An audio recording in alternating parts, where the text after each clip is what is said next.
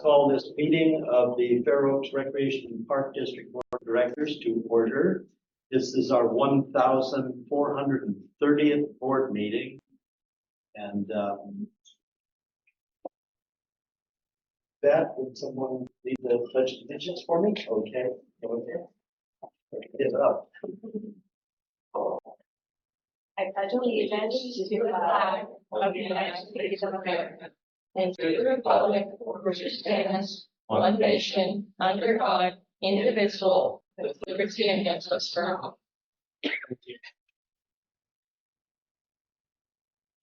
Do the roll call. Yes, Chair Carhart. Here.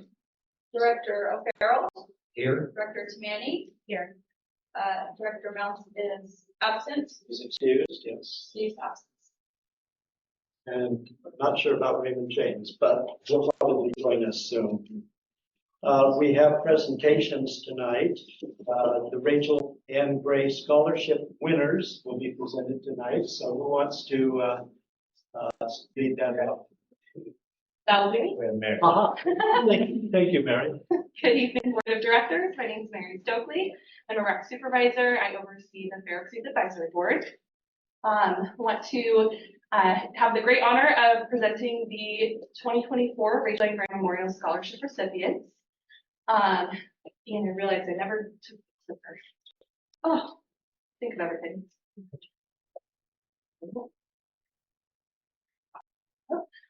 Just to give a little bit of background for those who may not know, the Rachel Ann Gray Memorial Scholarship was established in honor of Rachel Ann Gray, who passed away in September 2nd of 2012. She was 21. Rachel was a resident of Fair Oaks and a member of the Fair Oaks Youth Advisory Board from 2006 to 2008. She was a valued member of the Fair Oaks community. She made a huge impact on young leaders, the community, and Fair Oaks Recreation and Park District staff. She enjoyed being outside, working with the community, and living life to the fullest every single day. So just a little highlight for this year, we have officially hit 10 years of the Rachel Ann Gray Memorial Scholarship. And in that time, we've had 52 students impacted and nearly $40,000 awarded in those 10 years, which is a really, really incredible thing. All right, and right before I introduce our first recipient, I'd just like to say it is such an honor to get to meet these students every single year. We had more applications this year than we have in the past several years, which is really wonderful. And it's amazing to see students who are committed to their communities, positively influencing others in their surrounding areas. It's just really inspiring. Each year we're blown away by the incredible heart, their work ethic, and the incredible feats that these students have accomplished just in the short time that they've been around. And we're so proud of each and every single one of them. So to start us off, our first recipient at the $500 level is Gretel Hess. Gretel, you can come on up.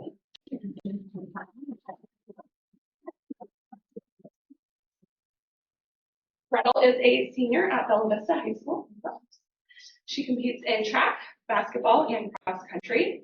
Gretel is a 4-year member of the Bella Vista Madrigals, and she serves as treasurer of 2 organizations, the Bella Vista Key Club and the Student Choir Board. After high school, she plans to attend Brigham Young University to major in social work. So congratulations, Gretel.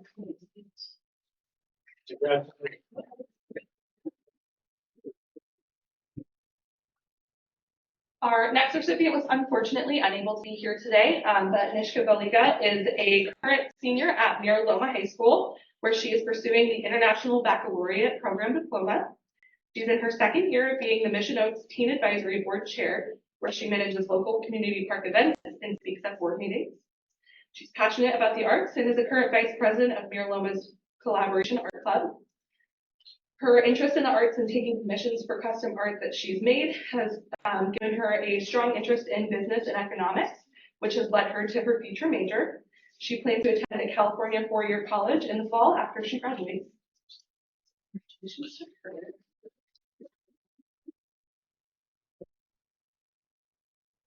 Our next recipient is Alexis Hausch. Alexis, come on up.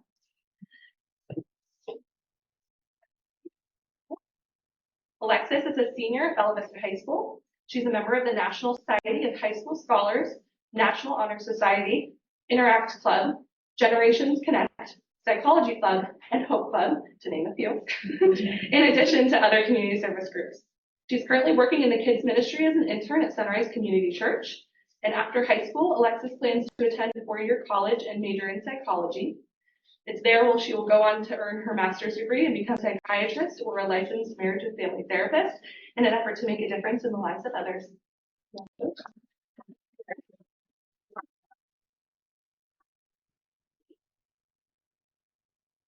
Our next recipient at the $1,000 level is Adia Clerman.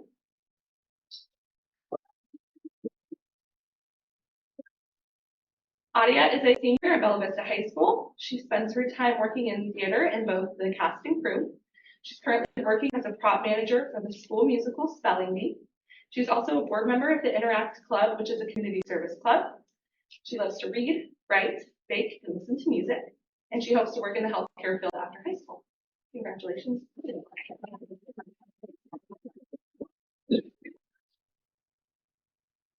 And our final recipient at the $1,500 level is Ava Ruckers. Ava is a senior at Bella Vista High School. Her parents are Steve and Dana Ruckers, and she is the youngest of 4 siblings. She's lived in Fair Oaks all her life and has to say it's been pretty fabulous. Ava has loved attending events such as the Easter Extravaganza, the Chicken Festival, and trick-or-treating in the village. She feels so fulfilled and fortunate to be able to volunteer and plan these events now as a young adult with the Fair Oaks Youth Advisory Board for the children and their families currently living in her community. Being a part of the Fair Oaks community has given her the confidence and leadership skills to pursue her academic, professional, and personal goals. In the fall, she will be attending a 4-year direct nursing program where she will be pursuing her Bachelor of Science in Nursing with the goal of becoming a registered oncology nurse. She is proud and honored to receive this generous scholarship on behalf of Rachel and Grace Memory and Fair Oaks community. Congratulations.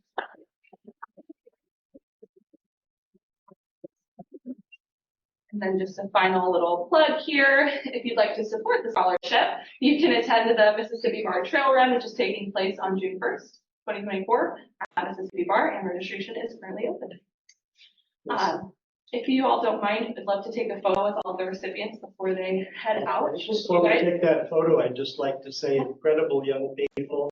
You've done incredible things so far.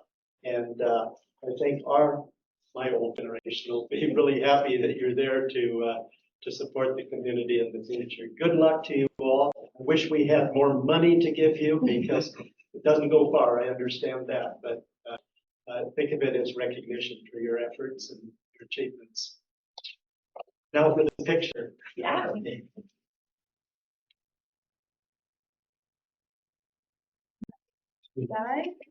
You can bring it up. I'm gonna try and get as much in the middle here as I can. We're all just gonna have you guys stand. Put Raymond James in the front of the picture. I got it.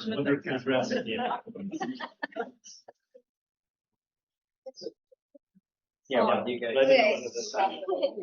Let's retire. Yeah, why not? Okay. If I can have you switch this over a little. Take like one second. I know. It's Beautiful. all that track. All right, 1, 2, 3. Perfect. Moms and get some pictures. Beautiful.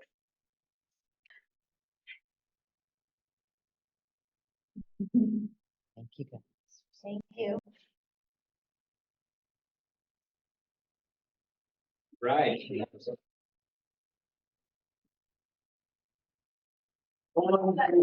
things. Oh, thanks. Thank you. Thank you guys. I like your shirt. Congratulations. You too.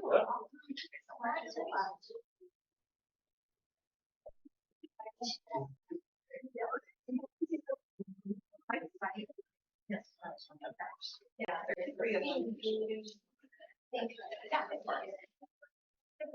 You too.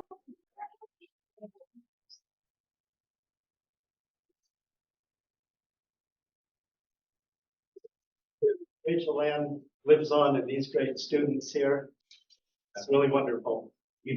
Everything that we do, and we have buildings and projects and everything, there's nothing more important than this. On these kids. It's good And inspiration. she was one. All right, at this point, this is the, oh, there you go. At this point in the agenda, we have audience public comment, and anyone can speak to the board on any subject within our jurisdiction, limited to a maximum of 3 minutes. And if it requires any board action, we'll refer that to staff and or a committee for a report and action at a subsequent meeting. And if you would, do we have a sign in? here, Yeah, do you Chris? need a speaker's thing for that? Yeah, for those of you that like to speak for their, you can put it in the record there. Yeah.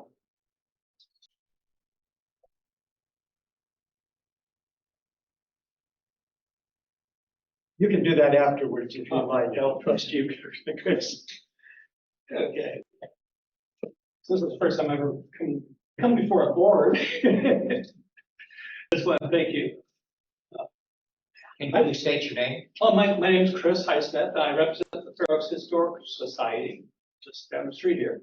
And so first start with a little history. Fair Oaks started in 1895. Then 50 years later, the Fair Oaks Park District started. And then 20 years after that, Fair Oaks Park District helped get the Fair Oaks Historical Society started. And come next year, 2025, it's going to be the 130th year for Fair Oaks, and it'd be the 50th year for Fair Oaks Historical Society. And we're planning on celebrating on September 27th of next year. On first, we're going to have about noon till 4, kind of a family gathering at the band shell by the clubhouse. Then later on that evening, have a ticketed event highlighting the history of the Historical Society and a little bit of the community. But the early one is more family oriented, open to everyone, non-ticketed. And we're going to have another. We encourage anyone who want to come out and help plan. Our next planning meeting is going to be May the 8th at 10 a.m. at the History Center just down the street here. That's all I have. So we've had some meetings, Mike and I have attended some of the planning meetings for this. The community picnic would utilize what used to be considered Village Park there. All the projects will be completed at that time. And besides that event, the ticketed event later would be a little more formal. And then I think Mike is even considering some kind of use of the clubhouse or the amphitheater for a follow-up thing. So this would be a big community celebration. The last one we had was in 1995 when Fair Oaks did its 100th anniversary, and that was handled with monthly events and a lot of hoopla, burying of the time capsule, and so on. So this is not quite as big, but for the Historical Society, it marks major milestones. So I think we're looking at if staff and the board agree, comping both the park rental and the clubhouse rental for that. Well, thank you, Chris. Anybody else wish to speak? Okay. Well, be sure to fill out that paper for them. I have filled out. Oh, you did. Okay, very good. Well, speaking of Plaza Park and Village Park, the neighborhood is getting really frustrated with the length of time this project is taking. And I understand last winter was unexpected, but it has been very frustrating to see parts of the project just sit there and very little progress being made. I'd really like to see the Parks District do a little bit better communication with the neighborhood, maybe post something on the fence about when you think it is going to be done. I did go online and check today's agenda and looked at the very detailed schedule. when you guys think you're going to have most of it done in June and the rest done in September. But nobody knows that. And everybody just goes, I see 2 workers there and I see, roofing tile on the amphitheater for months and the roof not get finished. And it's just, there's a real level of frustration out there. It's been only 2 years that fences in our park has been taken away. So could you do? We're working hard at it. I think we and staff have been just as frustrated about the obstacles that have come along. And you probably are aware we've had a number of things such as buried utilities that had to be relocated, the slow process of getting approvals and inspections for things, the fact that the clubhouse didn't have a foundation to it till, which explained why it was leaking all these years. And then just the rain. The rain has been very difficult for doing outside work. However, what you don't see is during the rain, there has been stuff going on inside. Right. And of course the roofing was held up until the stuccoing could be completed because that had to be done from the roof, which could not be walked on. So there are excuses, but I'm sure that doesn't allay the interest and anxiety of getting the thing done and getting back to normal. So we right now have a schedule of completion, total completion, January 15th, but there'll be substantial completion, as you know, earlier. We don't know what, if anything, could be reopened for use, but we're thinking about it, working on it. Well, could you post milestones on the fence, like, all the lighting is in, yay! Because again, you see like 3 light posts go up, and then a month later you see 3 more light posts go up, and I was associated with construction, and I look at this job, and I understand the unexpected things that pop up, but I also started planning a project. And so better public information would be what you're asking for. I know we don't have a lot of people that read any local papers, if anybody reads papers anymore, and it is rather difficult. Mike has been out speaking to all different groups on a pretty good schedule. That doesn't reach everybody, so right. Maybe the next time we do a roost, we could have a featured article or something. Yeah, I know you talked to Boback, but it doesn't get out to the wider community. And Well, we'll leave that to staff. They've heard your something. comments, and we appreciate those. And with that, Seriously, appreciate you coming in. Yes. I get the same stuff from my wife. And I've been in Mark Format for 18 years. Why are there only 2 people there? What's going on? Yeah. When is this going to be done? What's going to happen with the roads? How come there are no more chickens in the village? So okay, that's what goes on in my house. And I say, you know what? Just be patient. And I know it's hard. It's hard for all of us because as the face of the community for the park system, yeah, we're the ones that have to respond, and appreciate you coming in and sharing your concerns with us. Well, that's it. Yeah.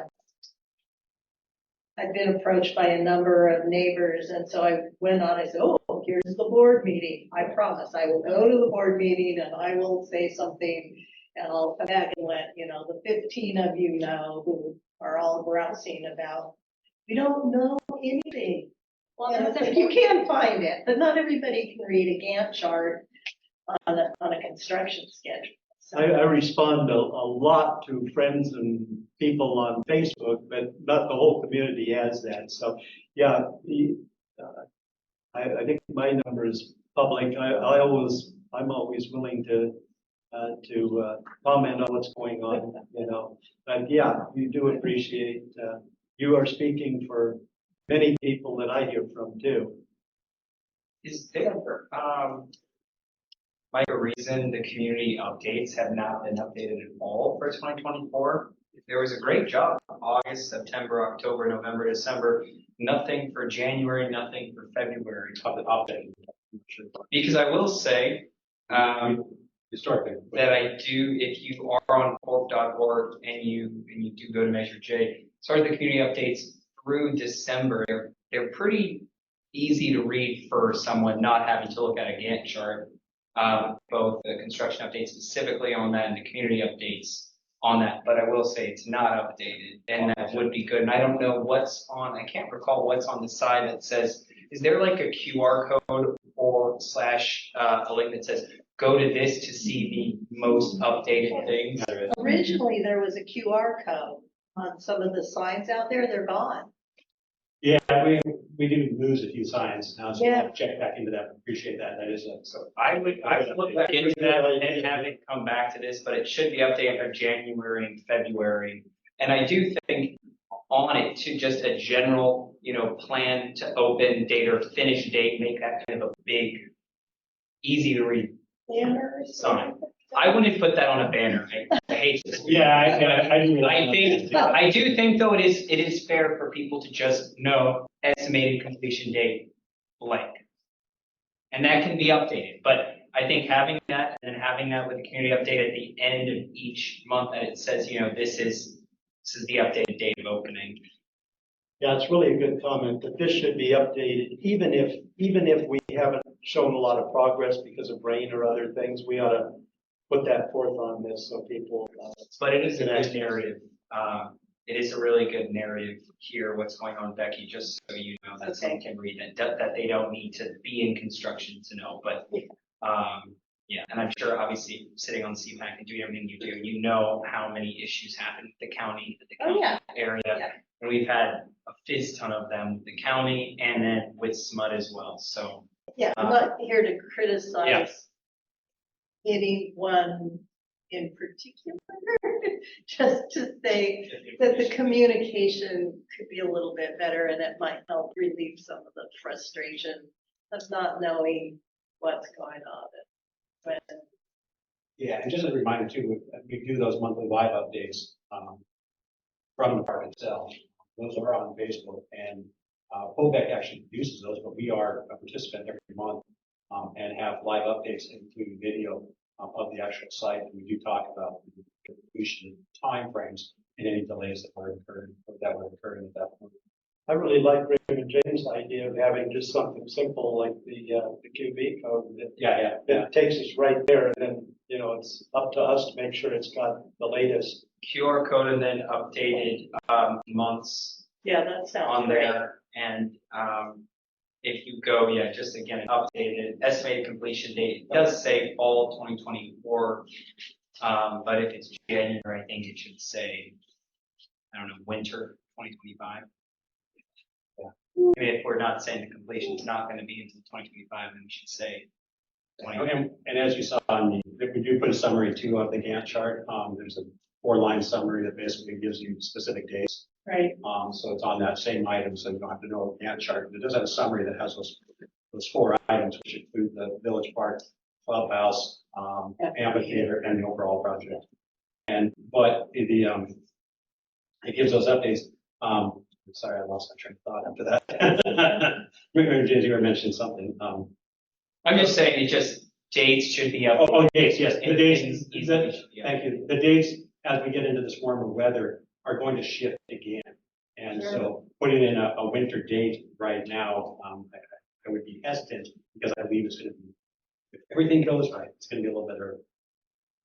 We're still going to get late. Well, it's better to go later and have the joy of going early, sooner yeah. than early and it later. Well, it's better to go with something, Yeah. Yes, yeah, even if it's a floating day. yeah. Yeah. So, anyway, Okay. not to beat a dead horse, but thank you for your time. Appreciate it. Okay. With that, we'll move on to the consent calendar. Were there any questions? Motion to approve the consent calendar. I'll second. All in favor? Aye. Aye. Okay, new business. We want our monthly report of the Fair Oaks Youth Advisory Board.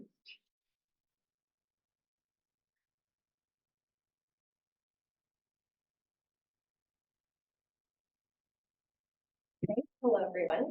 Good evening. So our last meeting was held last Tuesday where we stuffed a bunch of eggs for the Easter extravaganza and held election nominations. The eggs are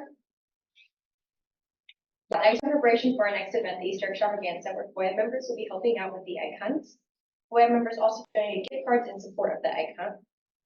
We had a FOIA run event planned the weekend after, which was Family Field Day, but unfortunately we had to cancel it as there weren't enough ticket sales. At our last meeting, we spent some time brainstorming how we could have advertised differently and considering factors to change next year. A FOIA run event will definitely try again in the future. As for our plans for our next meeting in FOIA, we will hold election voting and choose our new officers, which will be exciting because we'll have a whole new board. As our board right now are all seniors. And continue towards the end of our term. Thank you. Thank you. When will be the recruitment of next year's students? Applications go out in, I believe, May, and they're due in August.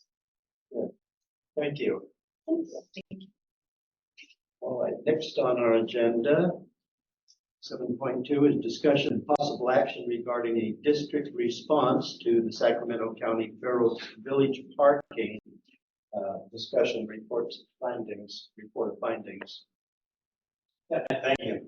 What we're asking for here is authorization for us to send a letter, which is attached to your board report, attachment A, to Sacramento County Supervisor Rich Desmond on behalf of the board, responding to the January 3rd Fair Oaks Village Park discussion of owners and tenants report of finding that was created from a meeting that was held on September 11th. I believe that meeting was here in the Water District, and I believe Director O'Farrell, you attended? Yeah. Yeah, okay. And I think Director Mounts attended as well. Anyway, that meeting was called by County Supervisor Desmond to get a feeling for what is happening in the village. And correct me if I'm wrong on this, Director O'Farrell, but in terms of parking and some of the things that the county would like to try and do to help with the parking problem, and also to create this report that we're referencing here. The report is also attached to your board report from the county. There were three elements of that report that we believe, and I believe you all believe too, were challenging. One was the fact that, let me get the three here, that the 86 parking spots that are part of the overall project are going to be primarily used for businesses and people that visit the businesses. That is semi-correct when we're not in operation, but when we're in operation, those parking spots, primary purpose would be to serve the public that are participating in our events, programs, and rentals. And those parking spots were paid for with Measure J funds on park property. I know that the board still wants to have those parking spots available for the public use, but the primary purpose is for the use of the participants that utilize our facilities. That being said, we expect 150 to 200 cars additional in the village Fridays and Saturdays during prime times, which would be 5 to 9 p.m. So when we're busy running programs and renting our facilities and giving classes, those sites are almost critical for our operations. And so we want to make that clear to Supervisor Desmond that is our intent, is to try and manage our parking so those spots are as available as possible during those busy times. And yet still used in those non-busy times, of course, for the businesses. Not an issue at all. 10 o'clock in the morning till 3 o'clock, 4 o'clock in the afternoon, not really an issue. But once we get into those busy times, it becomes more of an issue. The second part of that was to the report from Supervisor Desmond recommends that we wait to do any kind of outreach and our own plan to manage that parking. Wait until after we open. You all believe, and staff believes, that would be better served if we do it prior to, because the impact, we know the impact's going to be huge on Friday and Saturday nights. We know it is. Parking is going to fail on Friday and Saturday nights. There's no way around it. So we need to come up with a plan preemptively to try and eliminate that as much as possible. I don't know what that plan is, and that's what we have to work on, how we manage that parking. And third was that the report recommends that Fair Oaks Recreation and Park District be one of the lead entities in the AT&T use of the use of the AT&T parking lot, which is on Crescent Line. And it is designed and stated in the report that it would be used for employees and business owners in the village. That scope, that work is outside of our scope. We are Parks and Recreation. We would participate in that because we do have employees as well, but we would not take the lead or be one of the lead entities in that. So those are the three things that we have issue with the report. The letter is attached, and just want to get the direction either to send it off, edit it, or not send it at all. I don't know if Mike, if I may, Chair. Sure. I don't know, I responded, because so we're, just for everyone on the board to remember, we created a ad hoc committee on this, and I serve on it, Treasurer Farrell serves on it.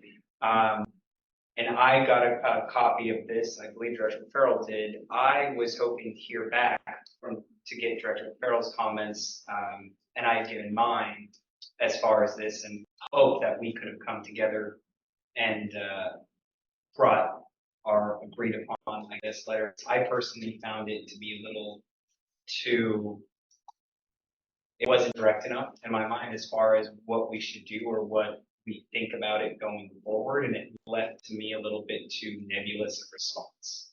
And so I wanted to know what Director Farrell had thought about the original drafted letter, and hope we could have collaborated before what was sent to us was sent. Well,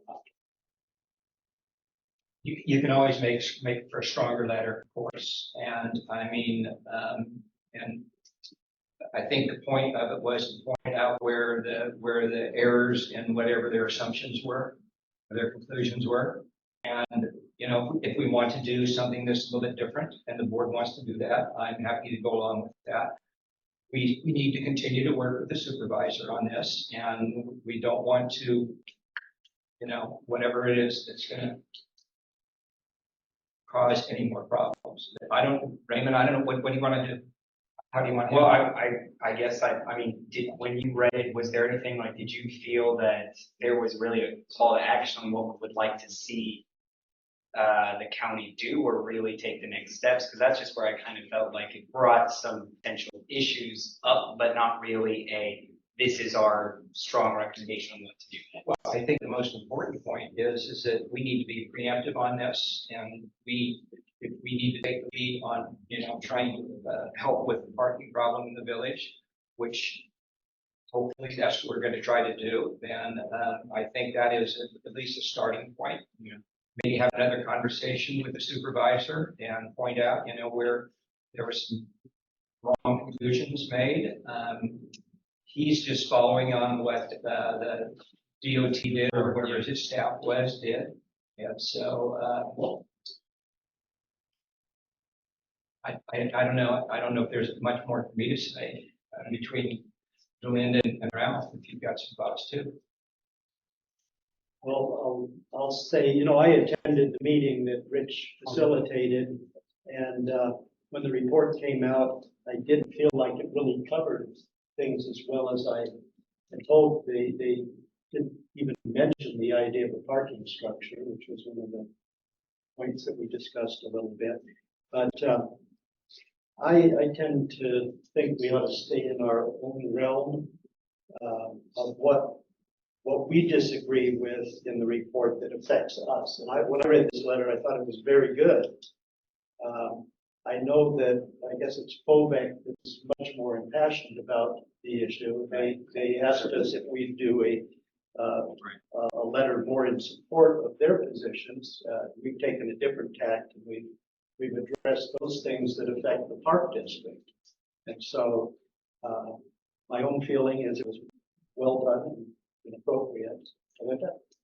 I think it's important that we correct the record, if you will, with that report, because I agree there were things in the report that did not reflect the meeting. I wasn't present in the meeting, but from what I have been told from everyone, and I thought the letter did a good job at that. In terms of an action plan or kind of going what you're thinking about, James, what would you like to add? I guess that's kind of, do you want to, like, are you thinking about adding? Or how would I you like to think make it just more like direct? more of a next step that I would like to see, or how we can assist the county and just making it really like, this is where we believe we need to be, especially when it comes to creating the plan or the study for the parking and not wait.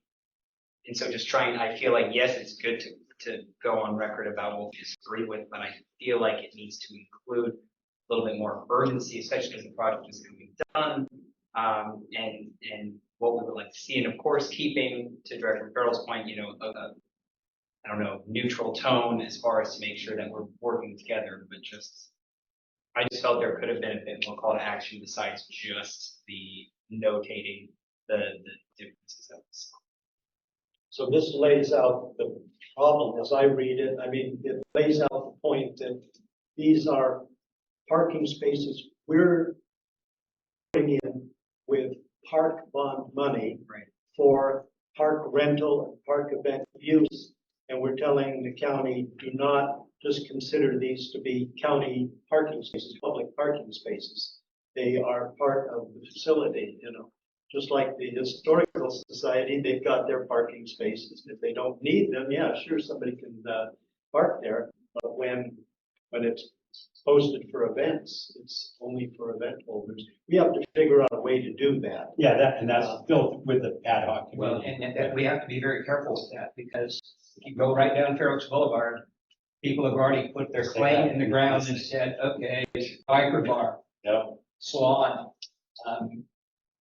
very whatever, unwelcoming. whatever. Yes. So Yeah. I don't know how that's gonna be Well, if somebody owns the parking space, owns the property it's on, and needs it for their business, and push comes to shove, it's fair game to do that, knowing that nobody owns that right away. yeah, if they Okay. don't, it's public space, they can't Absolutely. block it off. Absolutely. Yeah. I mean, in the original FOVAC report, I don't remember this. Did somebody inventory all the spaces in the village? Every single one, I don't. You I got mean, me. that seems to be a first, priority. Yeah, Okay, who owns it? where's the empty space? Where are the parking places? And how do we make better use of those? Or how do we carve out some more area for parking? Well, what you say is really important. We need to know what we have now. Now, I don't know whether they did that or not. But once you identify the privately owned spaces, which include ours, county right-of-way spaces, then the county can really see a clear picture of where they're short. Okay, so right now, private spaces, Shangri-La, right down here, Marshall, building over there, AT&T. What else is private? The There's parking lots behind the buildings that are Yes. there. Right. There's a lot of parking back behind those Well, buildings. you're absolutely right. And what we were led to believe by Leon Corcos was that in the original right to develop, a number of those spaces were supposed to be dedicated to public parking. That was one of the covenants, but nobody's been able to put their fingers on where that is. Chris, do you have all the original records of when that was developed? From a staff point of view, I want to be cautious, but I will take the board direction, of course, in this. I want to be cautious of not diving too heavily into leading the charge in solving the entire village parking problem. I want to participate as I staff. agree, Mike. And- That should not be our job. It should be something that the county would want to help us with. Correct. And we should participate, of course, because we do impact village parking as a whole, regardless of our spots or not. And I think that's just what I wish were a little bit clear. To me, I just think to be clearer that we disagree with these findings. We do see that this is a major issue that will impact the community and the county, and we are happy to be a part, but we believe this to be a situation that the county needs to be in.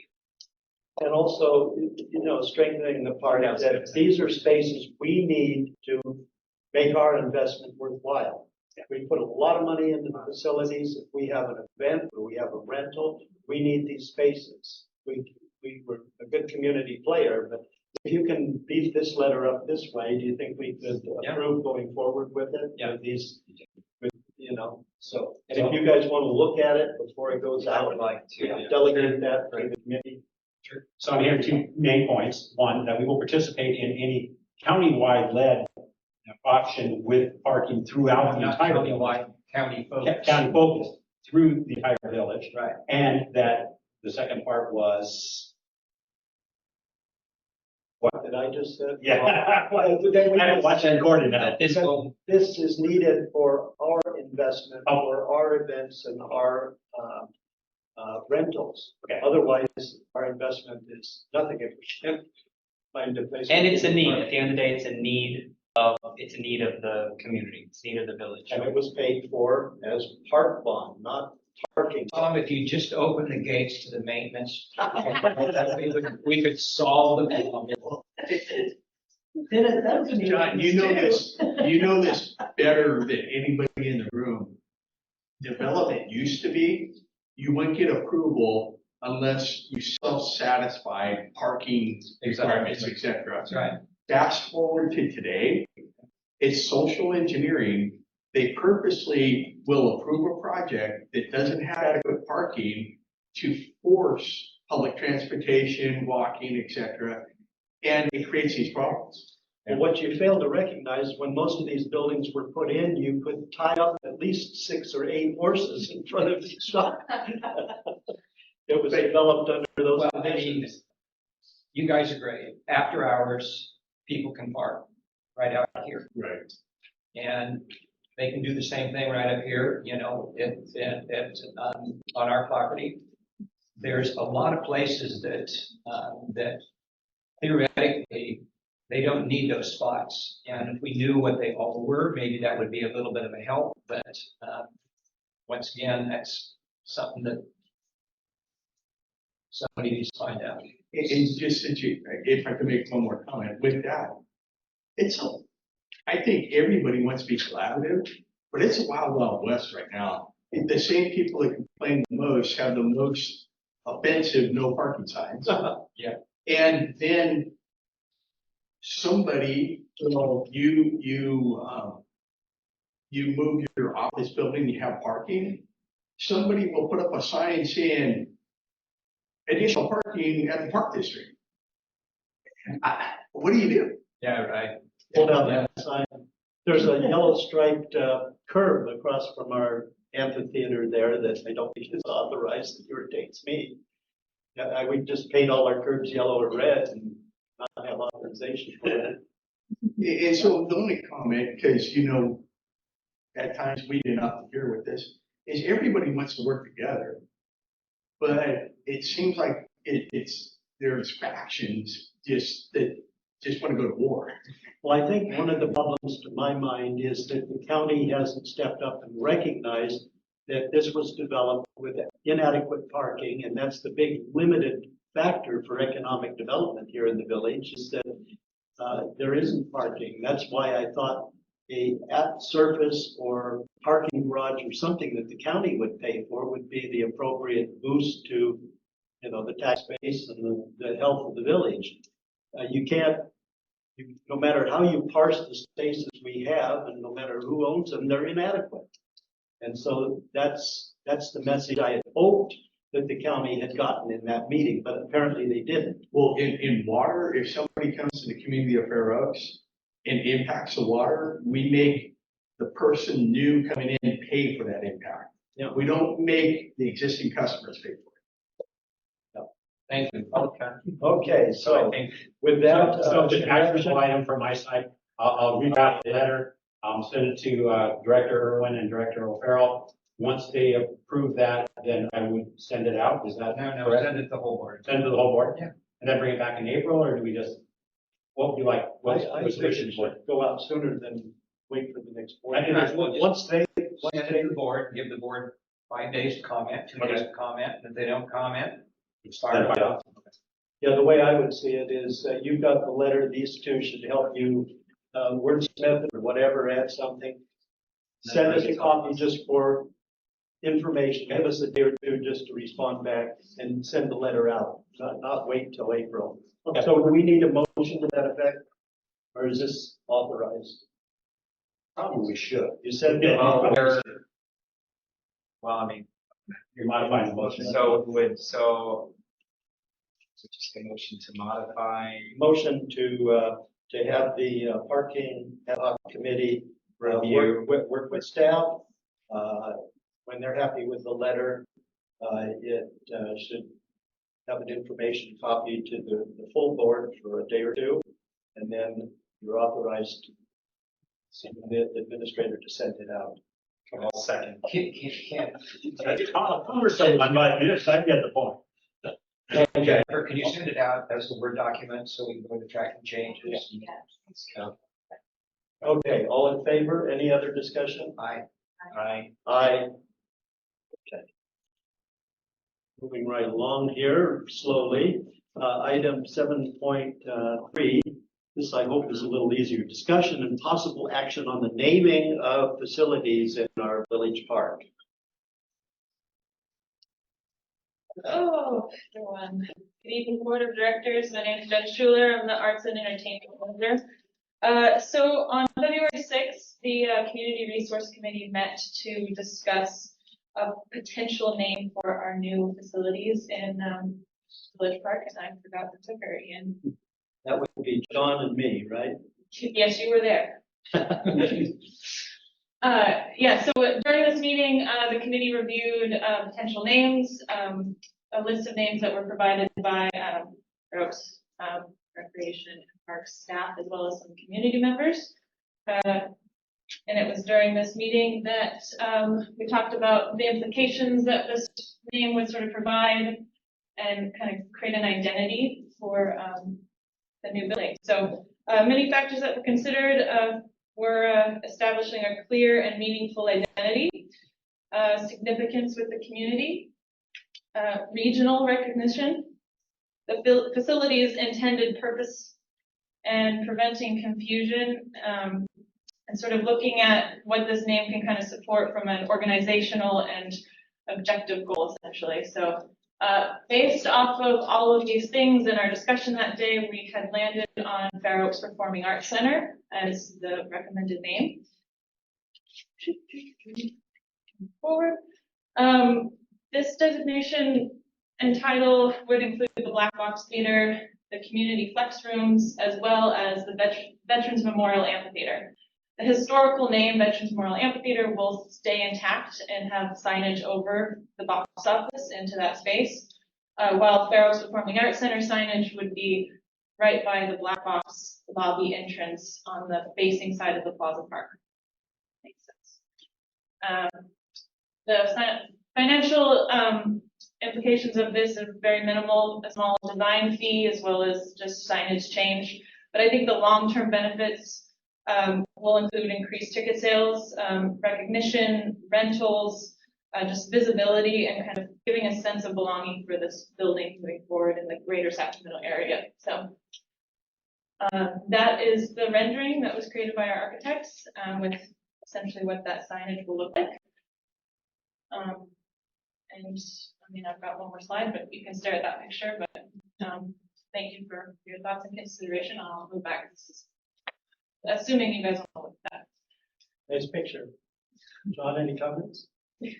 So have we ever talked about having a wall that would identify major donors and benefactors, people that have coughed up a whole bunch of money? We've internally talked about that, as staff, for a variety of things, whether it be for black box chairs or anything like that. It would probably be on the inside of the building, not the exterior.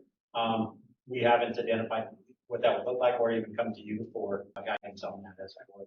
We are aware of the possibility of something with that. Well, I think now is the time to come to us with guidance on that. I think that's definitely now the time to start talking about that and trying to get that lined up. From the signage, just to talk about the chairs that were in from the fundraising gala last year, we talked about and have a couple of examples of ideas of the direction that we want that signage to look like with people's names that gave money to those chairs, but it's not any place to present yet, but we can talk about that soon, if that's the thing. Yeah, that kind of social recognition does generate a lot of money, and especially for items that they can have a little brass plaque on or have a little etched brick or tile or something. So it's a good way to generate some more funds. Well, I liked what we came up with, the report came up with. John, you were Yeah. satisfied? Oh, yeah. So I think our committee recommends that we approve that designations. I was particularly concerned that we keep the amphitheater named the Veterans Memorial Amphitheater. That's how it was built, and that was, June Melvin will roll over in her grave and get us all if it ever changes. So Uh, I have a question. So it would be, so if we're seeing a performance outside, it would be come see Peter Pan at the Veterans Memorial Amphitheater at the Fair Oaks Performing Arts Center. No, you just, I'd say you'd probably switch it, you'd be like, Fair Oaks Performing Arts Center is presenting Peter Pan in the Veteran Memorial Amphitheater. That's how I would word that. My only worry is confusion. I think that sounds confusing and wordy, and if I'm hearing that word of mouth or I'm hearing it on radio, I would be confused. I'm like, so am I going to the amphitheater or am I going to the Performing Arts Center? Are they gonna go out to the VA site out off of, Yeah. So it's a mouthful, even if you split it up and put whatever the production is in the middle, I do just worry about confusion. Well, the difference will be like your local community understands that that's the Veterans Memorial Amphitheater and they're gonna know to come here. But people who drive on Sunrise every day don't know that that exists, but if they see Fair Oaks Performing Arts Center, they're gonna know to come here. that'll be the branding for the Yeah. whole facility. The amphitheater is much smaller, and it's just keeping that title for that portion of the building. So I would say your advertising wouldn't even mention it, maybe a little It kind of small. depends on what show we're doing in there. I think if it's some of our programming, we could really push the Veteran Memorial side. If it's someone renting our space, maybe it's the Fair Oaks Performing Arts side, just to get that word out. But it's very common for centers like this, that have multiple spaces, to have kind of an umbrella title that identifies the location. And then maybe someday no, we wouldn't be naming the Black Box Theater. Maybe we could get a donor or Big donor, a yeah. sponsor, that yeah. was my thought. You gotta have It's somebody. gonna be the mic off of a Black Box Yeah, Theater. well. How much you have to donate? So, okay, so I do think though that I get and understand that point, John. I think it is a good one that if we're talking or more bigger promotion, that we should definitely be using that term. But, Tom, you had a comment? A public comment, if I, as a member of the public. For reasons that, Ralph, you would really know, and perhaps the board considers not the naming here, but some component of the theater, the props room, et cetera, doing a recognition of Tony and Barbara Sestito. The support that they've given throughout the years of Park and Rec and the staff, and then the theater, and then the community. I think it would be a great nod to just the history, if you will. Yeah, I think that's a great I think idea. that is a good idea. Tony and Barbara were the lead on getting the snack bars, the restrooms that are inside there. I could see that over the entry there, just for that building, So maybe that can be considered. We'll bring it back I to think you. more of the,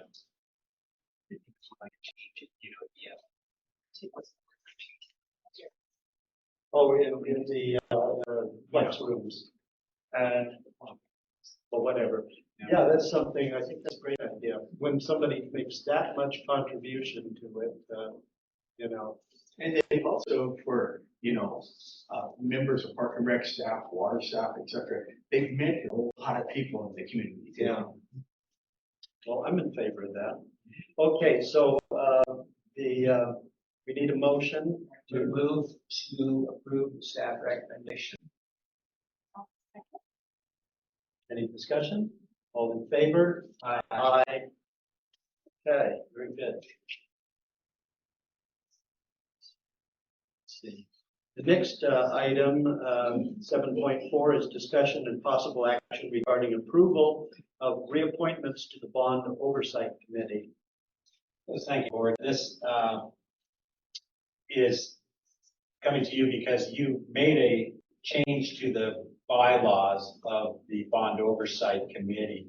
That change was because of the length of time this project was taken, that some of the oversight members had hit the maximum that they put for serving on that committee. Yet we're not almost done, but in their work, we're almost done. And so you decided that we could come to you every year with their reappointment on a yearly basis until the committee dissolves, because the bond funds have been expended. And so right now we have Amy Larson, Dana Woodworker, Negre, Justin Drake, and Kim Sarkovich, and Keith Walters, all up for their renewal, and you have their application or their sheet of paper there for it on your board packet. And we are requesting for those five to be reappointed for another year. And they've all been good board members. They're all up on the project, and they all want to see it through. Yes, they do. They want to finish up their hard work. And again, their job is to watch that financial piece. And as we all know, we're in the home stretch of spending money. Any discussion from the board? The only thing, and feels mildly delicate, forgive me, but there's no, I didn't realize we had a water board member on there, but as far as, is it Sarkovich? Kim is not. Oh, it's Kim Sarkovich. It's Sorry, I thought it was white. Nishan. Yeah. Okay, well, then never mind. Okay. Any other discussion? I'll hear a motion. I'll make a motion to approve the reappointments to the Bond Oversight Committee. I'll second. All in favor? Aye.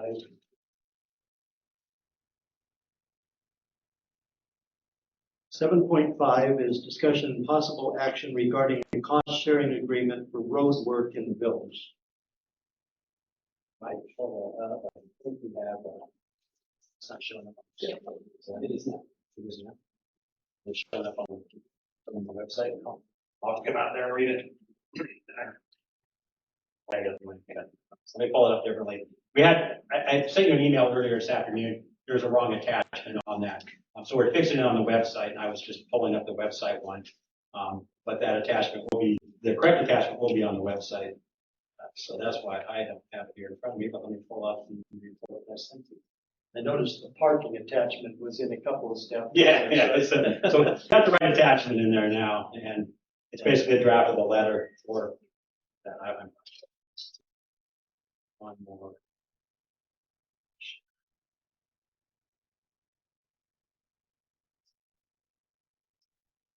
I have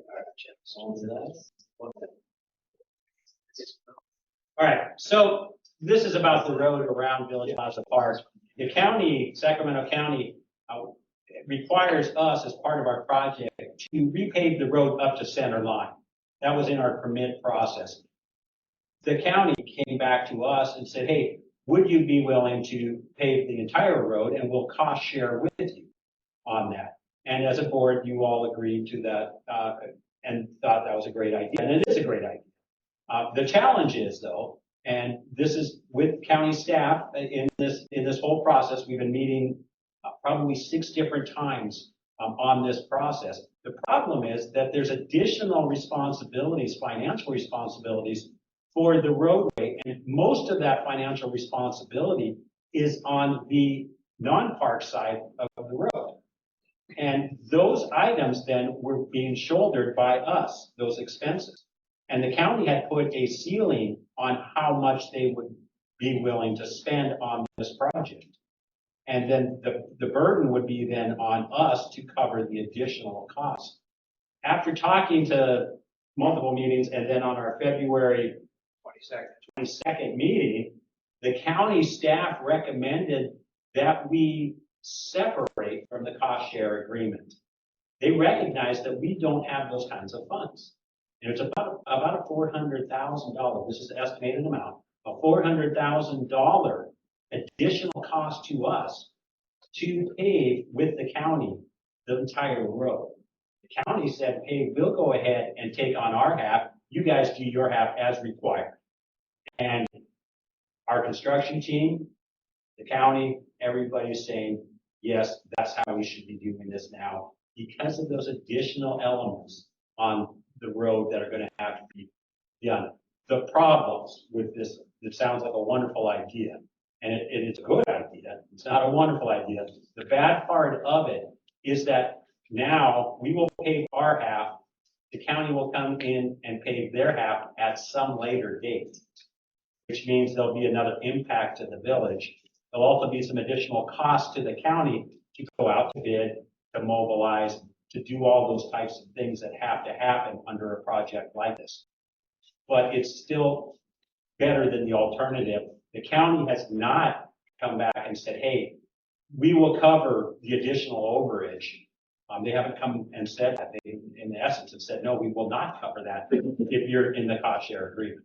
So they're short on money, and I doubt they'll come back anytime soon. They've got a lot more crucial needs. One advantage of having only half is it will have less impact when we're redoing our half, because there'll still be traffic flow. I was on the meeting with Mike, Yes. you know, just listening in, and there must have been 30 people on the oh, meeting. there was easily. 30 or 40 people on the Yeah. meeting. Everybody had a different idea. But what shocked me is that in the county road fund, there is $1 billion deficit on new construction, deferred maintenance. Yeah, the roads are falling apart, so Well, they're I don't think they're gonna do anything with the village anytime in the near future. So that aspect of it probably is not that concerning. You know, the challenge will be Park Avenue. It is complete failure on that part of the road. If we're paving to the center line on Park, the other half is going to fail miserably very quickly. Have our designers talked at all about lowering redesigning that portion of the hill there?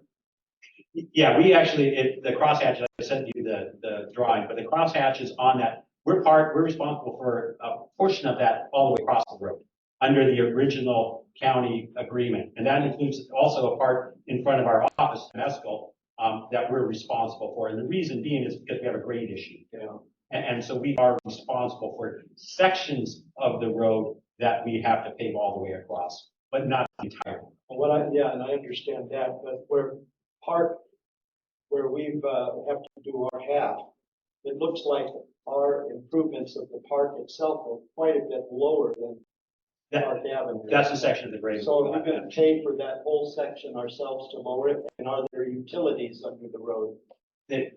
That is, there still could be some other challenges here, and that's why in my board report, I do mention that right now, it's not a budget impact, but there may be, and again, anything over 70,000, I have to come back to you, for approval.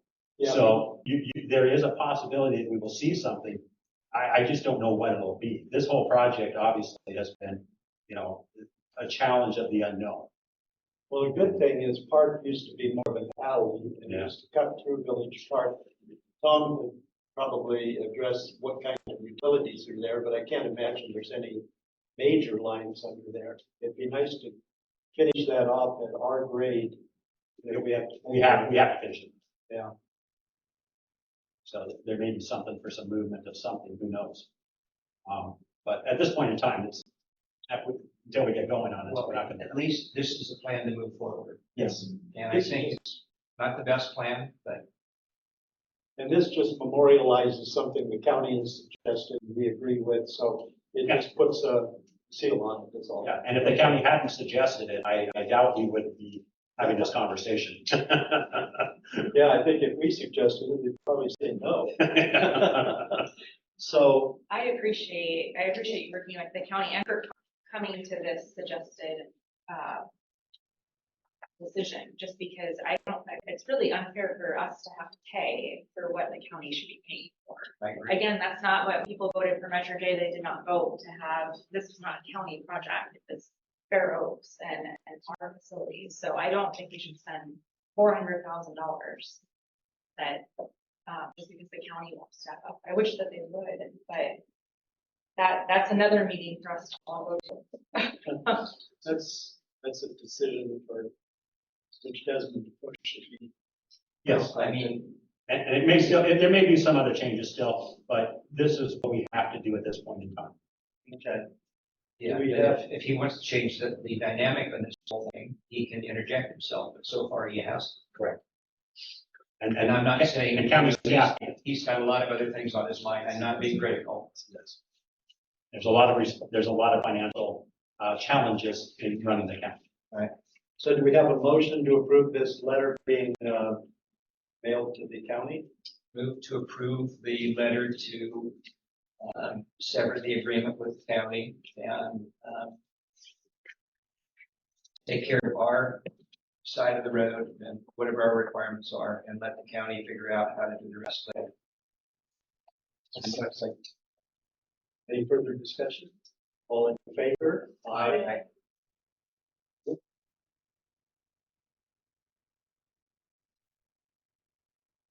Okay, the next one is a discussion and possible action regarding the community clubhouse window replacement or repair, item 7.6. Might just share the latest. Yes, and I didn't get a chance to share with you. I did talk to the architect on this, and I think this item is a little adjusting from the staff report of what I originally sent you. Not too much of a change, but I'll give the background here real quick, and then I'll go over what our architect has suggested for us. What we're looking for is how to deal with the windows on the weather side of the clubhouse. That would be the back side in the area where we have our HVAC, our garbage, our back entrance, all that stuff. And the side, it would be the west side of the clubhouse, a little alcove there that just along the ramp, the new ramp there. So these are areas that get heavy weather and are more weather exposed than the other parts of the clubhouse.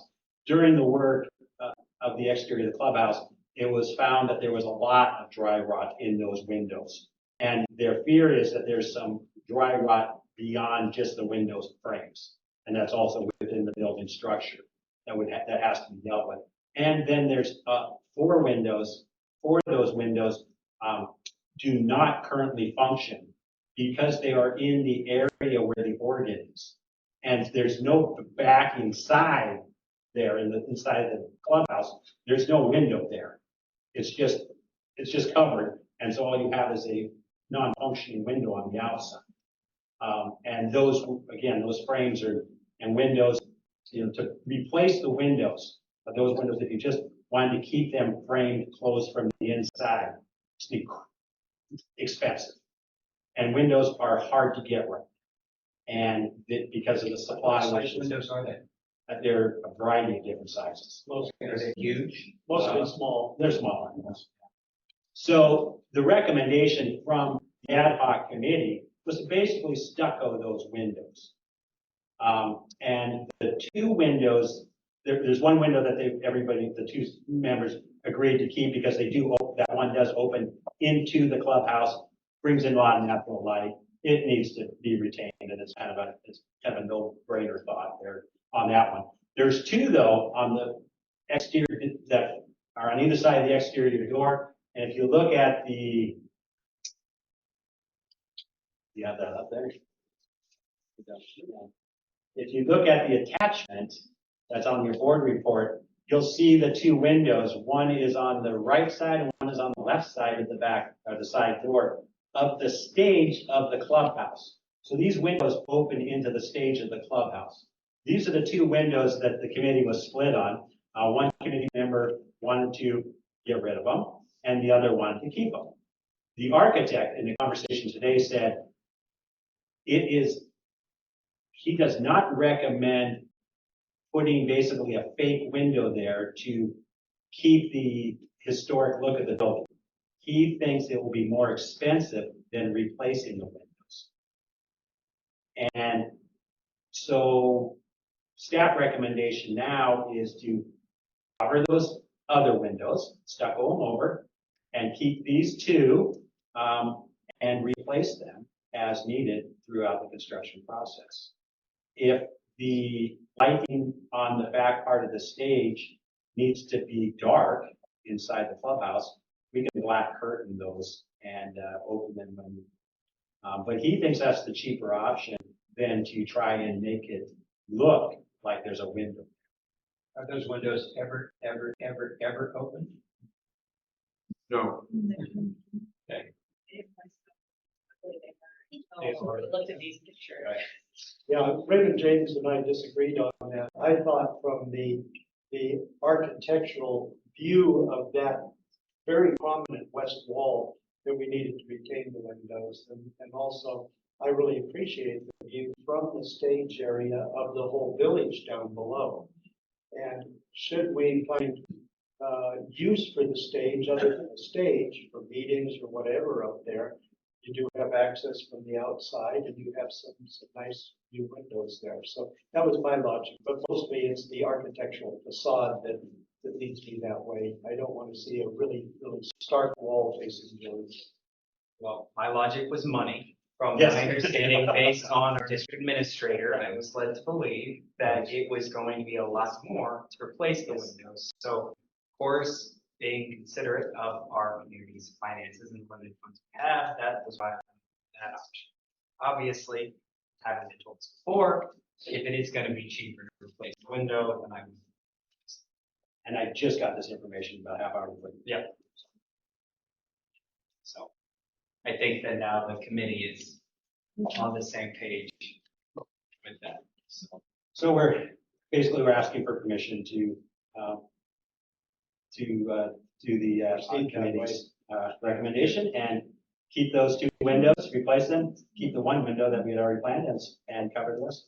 So two things I'd like to add. One, we learned being out there that all the windows have already been replaced on the south side of the building. That's done for the old fireside room and also the front of the building. I'm not sure about the east side, but anyway, that's one issue, being aware those have already been replaced with the windows. Now, the other thing is when we seal up these windows that go into all of the structure of the organ, there's all kinds of equipment in there. I want to be sure that you coordinate with the organ people when they're actually doing the work so that they protect that from inadvertent damage. That's it. Yellow tape. So do we have a motion? Motion to approve the staff recommendation. I'll second.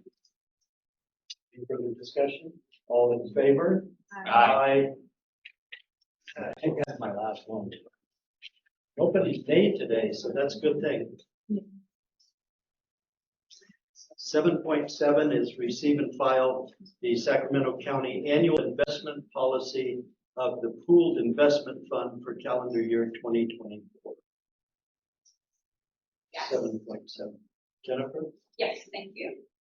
This item is your annual review of the Sacramento County Annual Investment Policy for the Pooled Investment Fund, in which the district participates.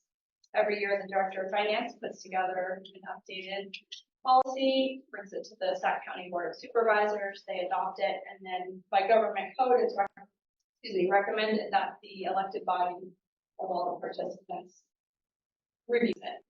And so that's what this is for you this evening. I did not note any changes to last year's policy in reviewing it, so it's still the same as it was last year. And could you remind us what of our funds is in this policy? Does it include the unexpended bond money too? Yeah, the unexpended bond fund is in a separate investment pool by itself. This is everything else. So what are our rates on our general fund? It's property taxes, whatever. And what's the other rate? Don't know. Don't know. Don't know. It varies, and they're very conservative with their investments because they have to be cautious of extending public funds. So this is basically our bank account for incoming property tax funds and all of our Blue fees. reserves. So all those checks that we signed, That's ready to right. go. That's correct. Yes, that's how that goes. And there's no board action needed, just receiving the bill of this one.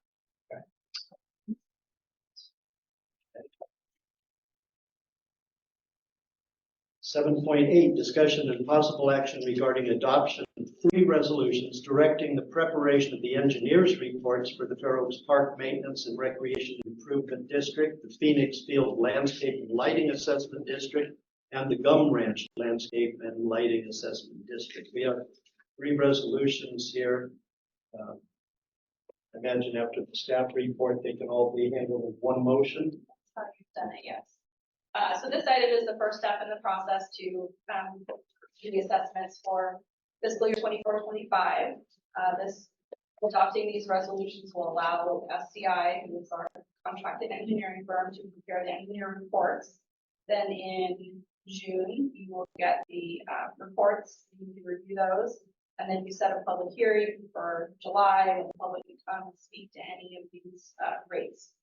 And with the adoption of these 3 resolutions, we will allow the engineering reports to be begun. Who's our engineer now? It's SCI. SCI. This was our last year with them, and then here. Not, This is the last of the Of our- current yes. contract. Okay, I'll make a motion. Yep. So I'll make a motion to adopt resolution numbers 03-2024-01-02 and -03, directing preparation of the engineer's report for fiscal years 2024 and 25 for Parks Maintenance and Recreation Improvement District, the Phoenixville Landscape and Lighting Assessment District, and the Gum Ranch Landscape and Lighting District. beautiful motion. I'll second that. Any further discussion? All in favor? Aye. Aye. Okay, that looks like the end of our new business.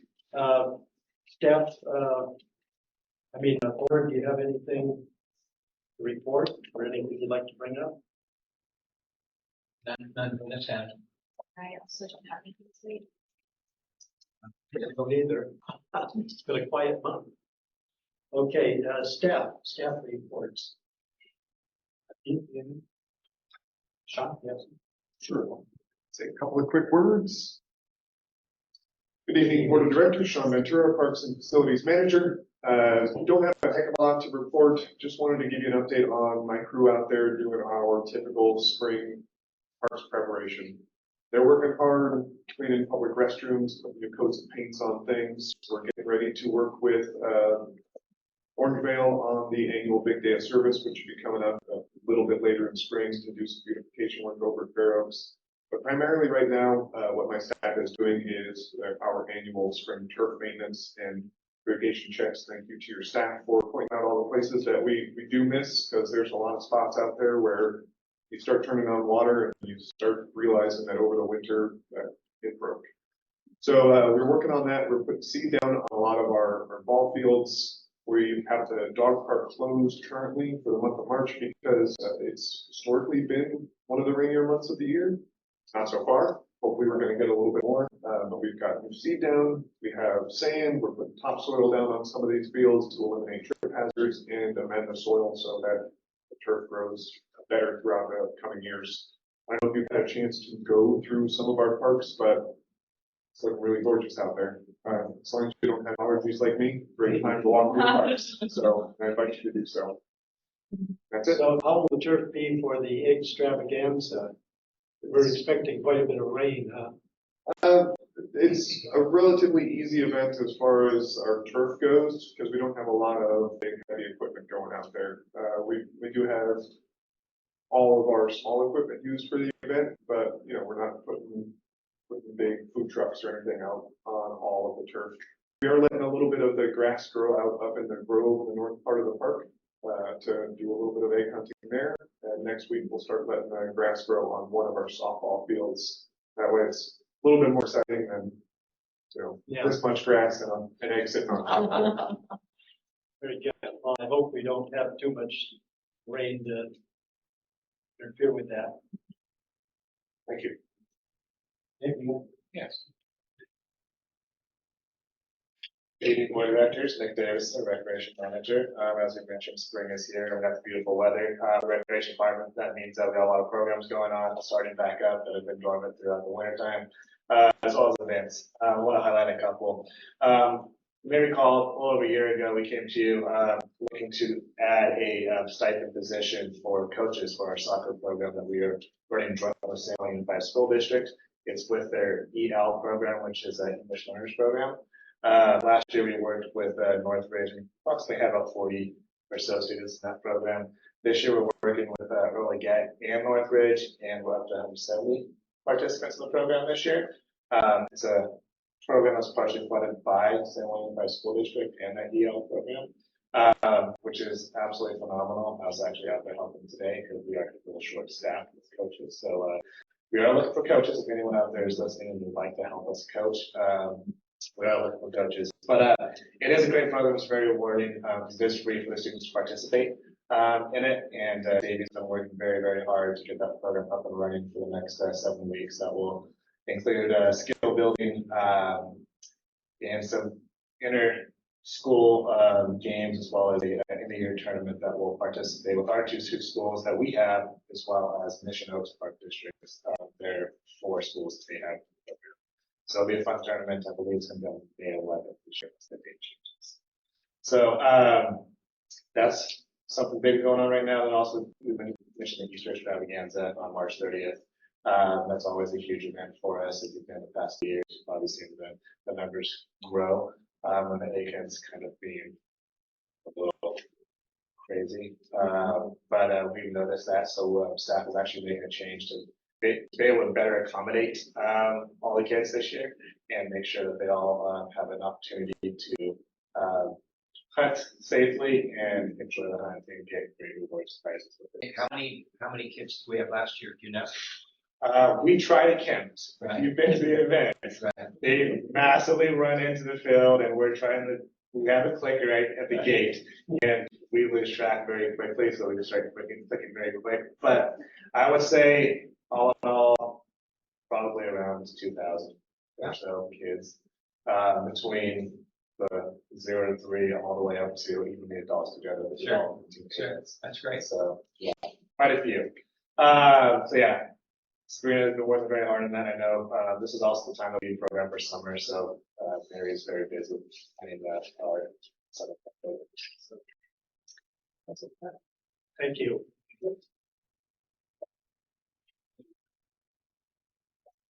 Dan, 2. Guess I'll talk again. Sorry, guys. Good evening again. Jen Schuler, Arts and Entertainment Manager. I actually have exciting things to say. Things are moving over here in Arts and Entertainment. So we are set to launch a registration for the 2nd annual Garden Gala for the Arts in Fair Oaks is what we're titling it. So that should go live this week. I'm really excited. I'll remind you guys. So you're gonna all be there, right? So what is that date? May 18th. May 18th. Yeah. All right. We're excited to kind of expand it this year. There'll be a cocktail hour at the beginning that we will sell tickets to only to a cocktail hour. So if people want to come for a little bit in the beginning and walk around and have a drink and appetizers from Shangri-La, they can do that. And then there will be the dinner like we had last year, with a little family style farm to table atmosphere. So we're all very excited. The committee's been working really hard to, kind of drum up some cool auction items. So we'll actually have a silent auction as well as do the one-of-a-kind doors that we did last year. So we've got some of those happening as well. With some live music. Kind of with that, and I also kind of dive into maybe another discussion. We've been trying to find a fund the need, and I know last year they did the charity, which was for the chairs in the black box. We've been discussing quite a bit about the amphitheater seating, because I know that wasn't part of our larger scope when the first kind of plan came around for the new facility. So I've kind of been working with getting a quote on an idea of what that might look like in the scope of the project. So I do have a number for what it would cost to replace the seats. I know there is a lot more that goes into it from a construction standpoint, which I'm sure Mike will talk more about. But we could have potentially launched this as a larger financial kind of fundraising campaign from the community. There's a lot of interest from not only my committee that's working on the Garden Gala, but as well as Rotary. They've approached us about helping out as well. but it's not a cheap project. We're in kind of the realm of $250K to replace the seats in the amphitheater.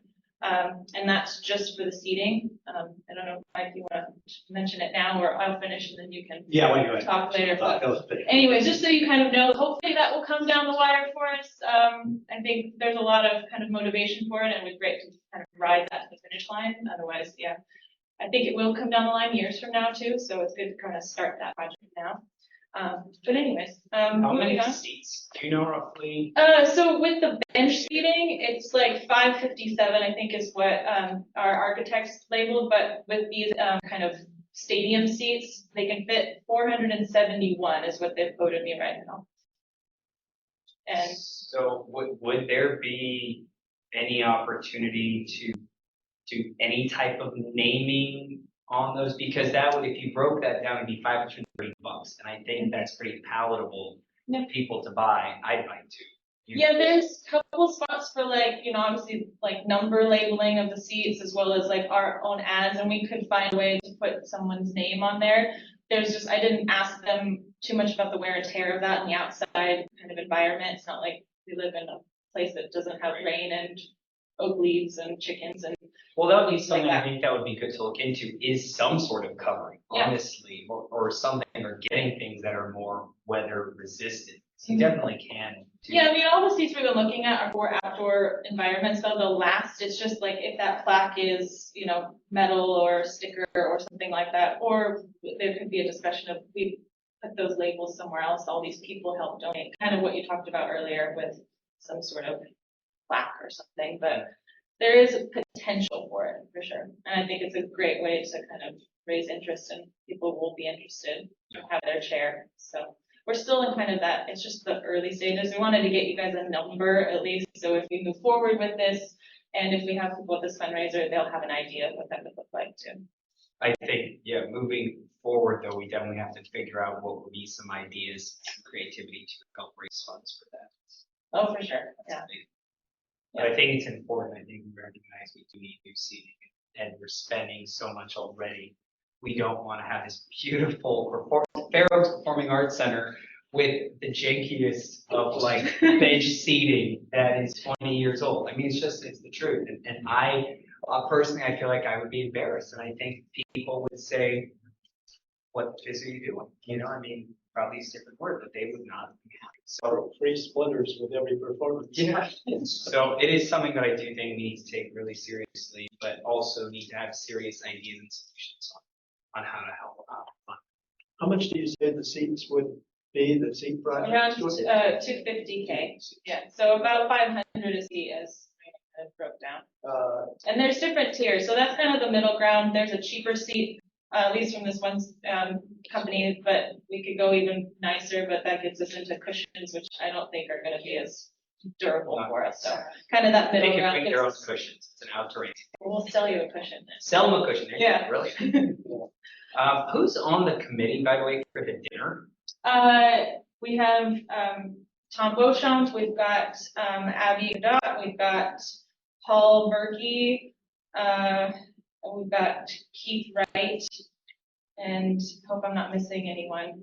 I apologize if you guys are listening and I forgot my committee members. So sorry. You were in Africa, so, Oh, it's not. I'm- No, it's, you can come hang out with us. no, it's good. It's just all new people. So I'm. It was, I know, everyone, oh, and Melanie, she's coming back, or Melinda, sorry, not Melanie. Yeah, so it will be, she was our only returning committee member, but I'll get out of your way. But I have one more exciting thing. We have a new kind of program we're hoping that does really well this year that we can eventually move to our new park, but it's Shakespeare in the Park. Great. Happening the end of May with a company called Take Note Troupe. They did a production last year at the Quarry in Rockland, which brought in about 900 people. It is a free community event, but we're going to do it at Fair Oaks Park on the baseball field, and at least gives us 900 new people to our park and something new for everyone to experience. And if it does really well there, we're hoping to kind of move it over here to Village Park. What do we have that budgeted at for that? Right now, it's kind of zero cost to us, just a little bit of staff. We have to set up stage for them, but they bring in their own people, volunteers. We can set up our tent and, kind of register people if anyone wants to, get our newsletter, but But they're charging them for the tickets. There's no ticket, it's free. They provide this for free. It's all high school students that are performing. And they have a lot of volunteers and a lot of support behind them as well. So kind of a great new partnership that we can hopefully does really well for us moving forward. But that's the end of May, the 28th and 29th. So I'll remind everyone again too, but that's everything for me. Good. I just want to add in a little bit more on the seating. I know Director Earl, you had asked about the ADA grading that is required. The reason why that grading is now required is because we are now, if we do replace the seating, it's a new condition. And we are required to have those aisles and the slope to all of the chairs now be accessible. And so that is why this project is going to be a little more expensive than we'd like to see it. So to get the approval for this, we would have to make that sloped area accessible, and it currently is not even close. What does that require, raising up the front end? I'm not the designer, I can't answer that. It's possible, I think it's possible, of course. But it is something that will have to be done. We have not paid for or asked for a design from our architect for that, which would dictate those things and meet the requirements that we're going to have to meet for this to occur. With that being said, I am ballparking, and I want to be very clear on that, I'm ballparking this, that we are anywhere between $500,000 and $700,000 total. Including the seating. The seats. Yes. Becky, aren't you glad you're here tonight? Now, I want to be clear on ballparking this because we don't have a scope yet. But here's the thing. You're absolutely correct that we should and we will, if we do this, have a community outreach to fund the chairs. And Omni Bera's office emailed me yesterday for the appropriations funds. His office emailed us. That has just opened up. I would just receive direction from you right now, if you're willing to do this, to come back to you in April for a resolution basically saying, yes, Mike, go ahead and put in an application for Bera's office for seating in the amphitheater. Yeah, with an emphasis on the ADA aspect. Yes, exactly. And the economic development and the improvement to the overall operations of this facility. Completely agree. I'm trying to find the sweet spot in that application. We don't want to under ask nor over ask. And if we can't find if that sweet spot is too low, which it may be, we would have to look for other sources. Other sources could be potentially from us, the district, in our reserve funds. A dangerous place to go. The other place could be private sources. I do have an option to ask a private individual for some funds. I don't know if that would be accepted or not from this individual. And then we would also continue to look for other grants and opportunities like that. It's a little slow process. The final choice. Now let's just go to Bera for an example. We may not know in time approval from his office to make the commitment to do this. We would have to, as a district, be willing to bridge finance this. And I talked to a company today, not the same company that we were working with on the purchase of the office building, but one that we worked with on our bonds. So someone who has a great track record with us. They can do a bridge loan to us on the understanding that we are in application for federal money. If we don't get the federal money, we're on the hook for that loan, though, of course. That then is a challenge.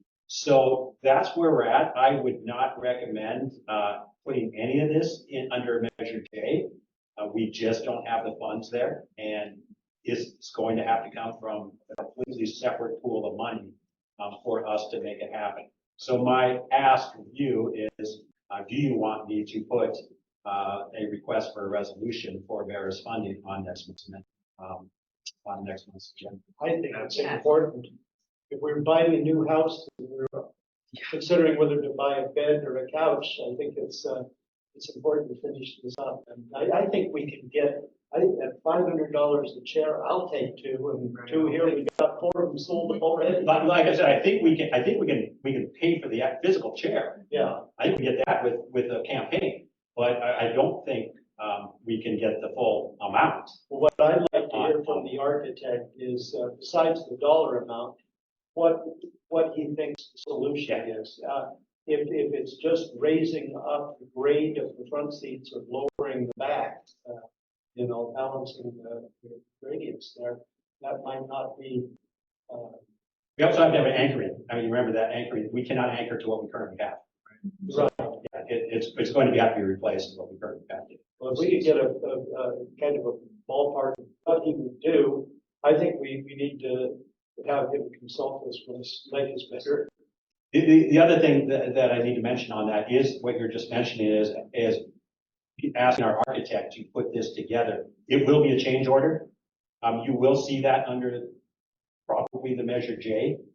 We can reimburse that from Barra's money if we get that, or from a donation or whatever. Yeah. But you will have to commit to that change order prior to us having funding. Now, if we can't find out all the funding that we need to make this happen, that plan is still usable 2 to 3 years from now.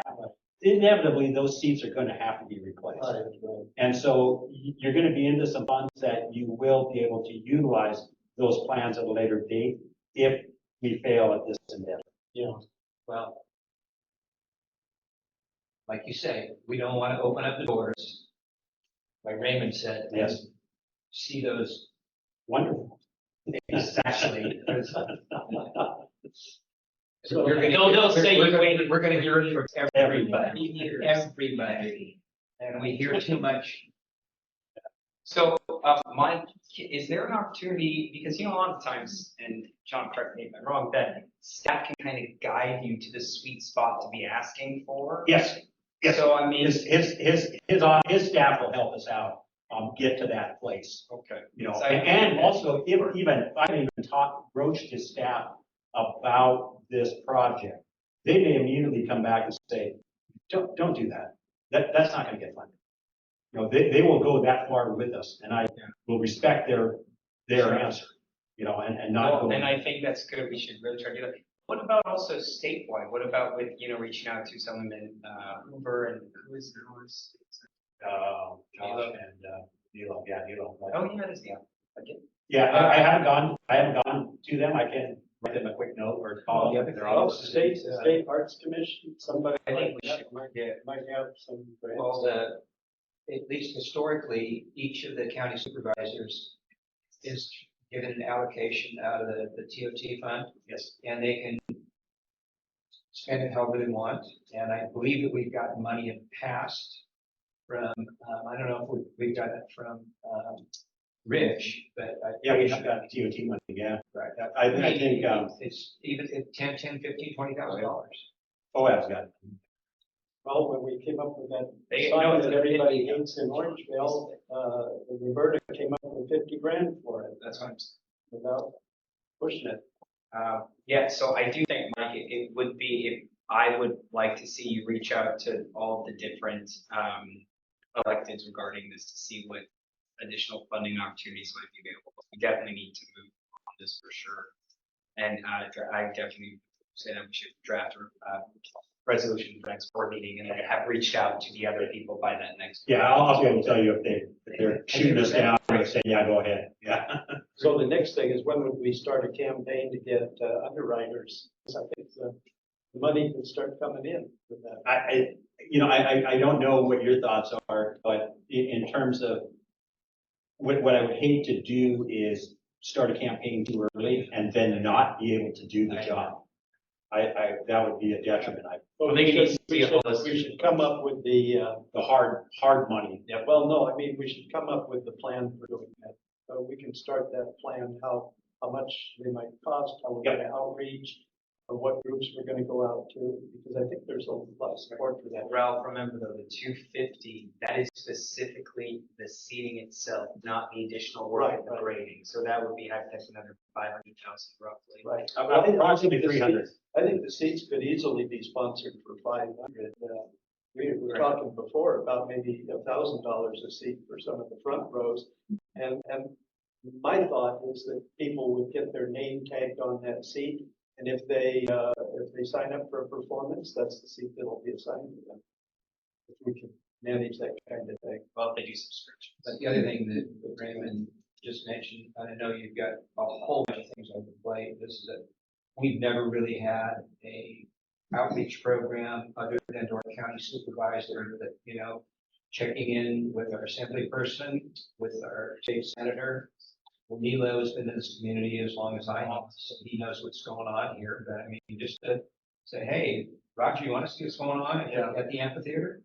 Josh, come on, let's meet, let's go have lunch. Yeah, and it's about time to have a walkthrough. I know, Omni Bear's office has reached out to me and said, hey, we want to come back and see it. I've been waiting for it to dry out. Right. Before I get them there, but yes, it's time to get those folks in. Sure. We, again, not that's what you're playing. This is of a discussion, but just hearing all this, do we have an ad hoc or like a government affairs committee, you know, that would help assist Mike in this stuff, or when there are legislators that we want to have come see these projects, we're going to get money, we also send a couple board members with that, they're here with that, helping Mike with that.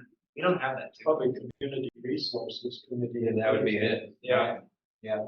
So I would just recommend just Well, yeah. adding that aspect to Well, that. I mean, it's a good idea. That is a good idea. You know, and my level at this point as, you know, how I get in contact with them is through staff. And that's how we all do it.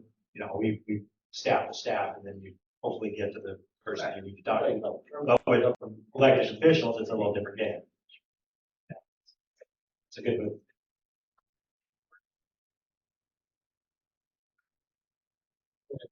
You have more on your plate. You want- I'm good right now. District, we actually have, board president every year has committee assignments, but there's also assignments for, would be the administrator and a board member for Supervisor Desmond, or in this case, Omni Vera's office, for chamber, and you debate between yourselves, but your staff deals with it, but if there's a particular meeting or whatever, that board member is the FOBAC board member or the. Kind of a de facto, lobby effort. Yeah. Yeah, and so everybody, you know, that's the go-to person, and then you start developing the relationships. Yeah.